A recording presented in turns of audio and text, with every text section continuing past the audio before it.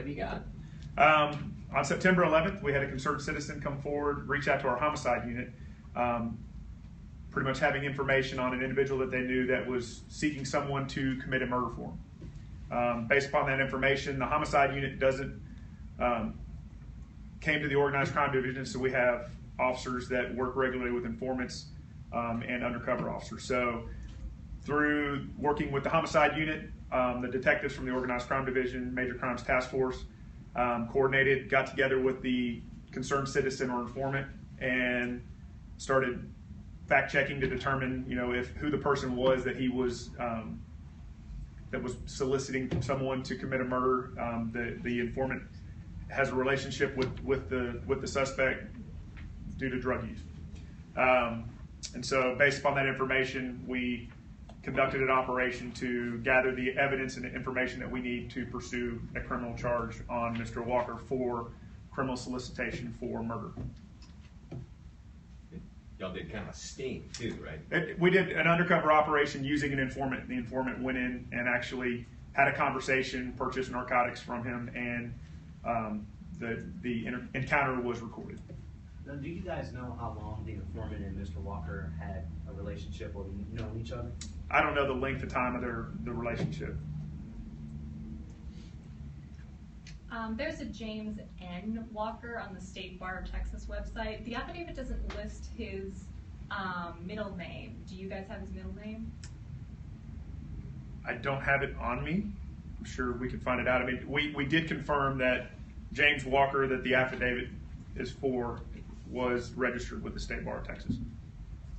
Is he a working lawyer? I'm not real sure the extent of his, he was still an active member of the bar, so he was still a licensed attorney.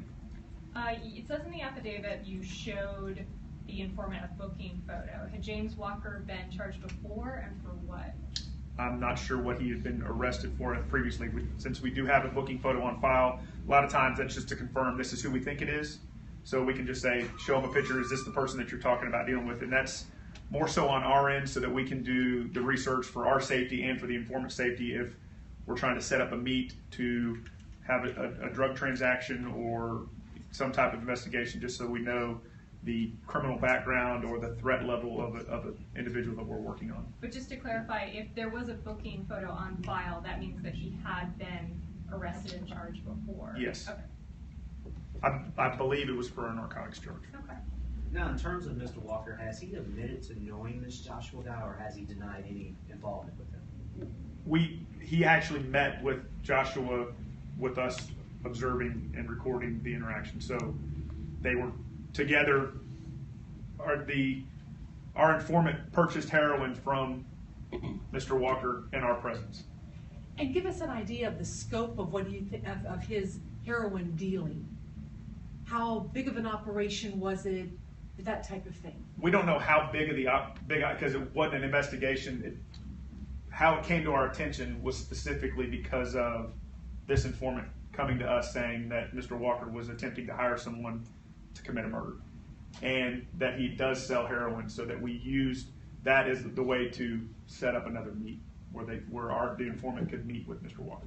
But just in terms of the informant, what were his dealings with him? As far as getting heroin, I believe he regularly purchased heroin from him. So I don't know the extent of how much more heroin he sells, how many more customers he has, or anything like that. And do you have any sense of? I read the affidavit. You don't get any sense of why he wanted this person killed. Anything you can shed some light on in that regard?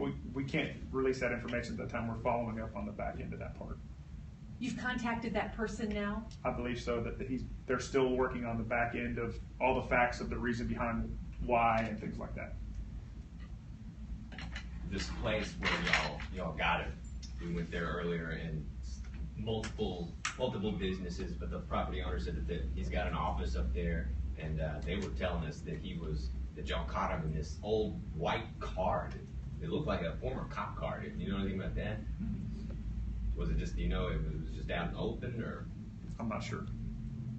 Last question.